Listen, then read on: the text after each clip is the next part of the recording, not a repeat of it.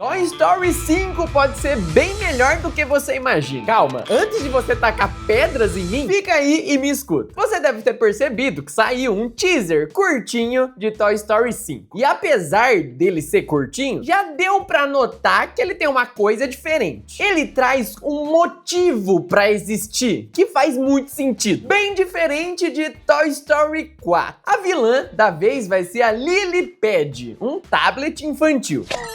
Eu sou a Lily Pad. E você achando que um ursinho rosa era o mais longe que essa franquia ia seguir com o vilão. Dessa vez, o filme traz uma temática relevante, que é como que a tecnologia e a conexão com a internet fez com que as crianças se desconectassem com os seus brinquedos. E, por consequência, se desconectar com a sua imaginação. Eu sei, eu tô muito filósofo aqui, mas calma, vai fazer sentido. O filme tem tudo pra ser bom se apoiando nessa questão. Vai atualizar a franquia e mostrar que tem um motivo pra ser feito. E principalmente um motivo pra ser visto. Tanto pela nova geração, que podem assistir esse filme e entender o porquê que os pais falam pra não passar o dia inteiro enfiado com a cara nas telas. E acho que ele ainda vai ser bem relevante para os fãs da franquia em si, que cresceram vendo esses personagens e hoje são adultos. E muitos desses fãs hoje são até pais de família e estão passando por esse problema. E dá pra ver que realmente essa é a pegada desse filme, de mostrar que a internet é uma vilã para os brinquedos. E tem todo um tom de terror, né? Os brinquedos olham para aquela caixa que tá abrindo e estão todos eles apavorados, como se fosse um monstro que estava prestes a sair dali. Nem vemos o rosto da Bonnie, para deixar as coisas ainda mais sombrias. Mas aí, quando ela abre a caixa, é só um tablet fofinho. E cria uma confusão do tipo, como que essa coisa fofinha vai ser a vilã do filme? Mas não é isso que as marcas de tecnologia infantis querem? Te vender que é uma coisa inofensiva, que tá ali só te divertindo, que é uma coisa bobinha, e quando você vai ver, a criança tá 15 horas com a cara no celular, na internet. É claro, eu não vou generalizar tudo. Tem muita coisa incrível na internet, como os meus vídeos, que entretém a garotada de uma maneira saudável. Mas o fato é, celular, tablet, TV, todas essas coisas se tornaram o entretenimento principal das crianças hoje em dia. E os brinquedos, eles foram meio esquecidos, né? E é nisso que Toy Story 5 pode acabar brilhando, trazendo uma história que pode emocionar todo mundo, trazendo esse grande problema da vida moderna. Ainda refletindo um pouquinho sobre a franquia de Toy Story, eu falei aqui que Toy Story é um filme que tem fãs que cresceram assistindo Toy Story. E cada filme representa como os brinquedos eram vistos naquela época. O Toy Story 1, ele é muito bom em vários aspectos. Primeiro, que ele foi a primeira animação 3D da história, então o filme todo tem essa empolgação com essa novidade. Igual quando uma criança vê um brinquedo novo, de última geração.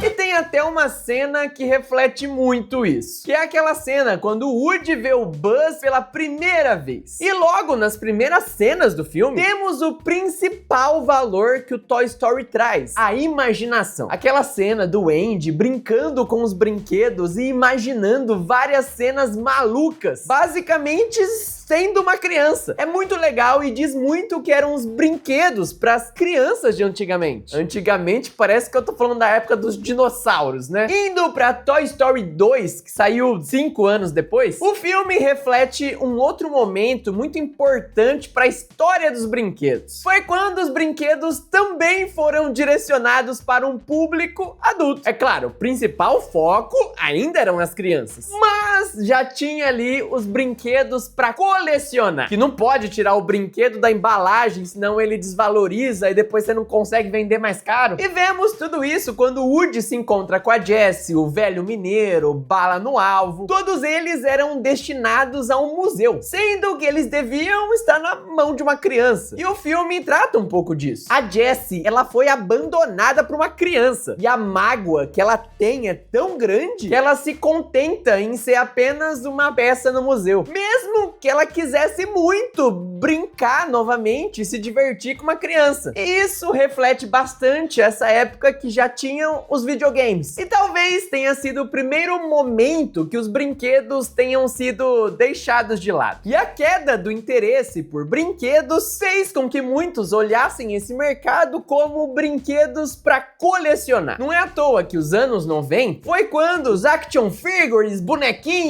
e tudo de brinquedos bombou muito. Então, dá pra dizer que Toy Story 2 tem algo muito relevante sobre o contexto de brinquedos na época. E depois temos Toy Story 3. O filme saiu 10 anos depois de Toy Story 2. E muitos dos fãs que assistiram o primeiro filme quando eram crianças, agora sim já eram adultos ou quase adultos. E o filme inteiro fala sobre essa transição e de como os brinquedos realmente ficam abandonados nessa época. Porque você não tem mais idade para brincar com eles. Na real, nem passa pela sua cabeça, porque você tem faculdade, tem trabalho, tem um monte de coisa, nem sobra tempo para isso. Mas ainda assim, mesmo que não sobre tempo, apenas de ver os seus brinquedos ou ter eles guardados te faz lembrar do seu tempo de infância. É como se fosse uma memória que você não quer perder. E tem até duas coisas que justificam exatamente isso que eu tô falando. O fato do Andy querer levar o Woody pra faculdade é uma delas. Acho que isso deixa ainda mais na cara essa questão de lembrança. O Andy ainda tem muito carinho por esses momentos da infância. Tem até aquela cena que ele vai doar os brinquedos pra Bonnie e quando ele vê que o Woody tá na caixa, ele trava, tipo, não, eu não quero dar o Woody pra essa menina. Porque ali o Woody representa a última ligação que ele tinha com a infância dele. E outra coisa é o fato do Woody, o filme inteiro, tentar voltar pro Andy. Ele e todos os brinquedos lutam pra sobreviver só pra voltar pro ex-dono. Porque de alguma forma o Woody sabe que ele representa essa memória da infância pro Andy. Por isso eles não podem se perder e nem serem destruídos. Agora aquela cena que eles dão as mãos e estão prestes a serem destruídos pelo fogo ficou muito mais dramática, né? E o Toy Story 4? O que ele representa para os brinquedos, DA? Bom, ele até tem uma história mostrando o que acontece com os brinquedos que são perdidos e até que ele tenta trazer um ponto de vista sobre os brinquedos quererem voltar para os seus donos. Vemos isso com o dilema da vilã, a Gabi lá,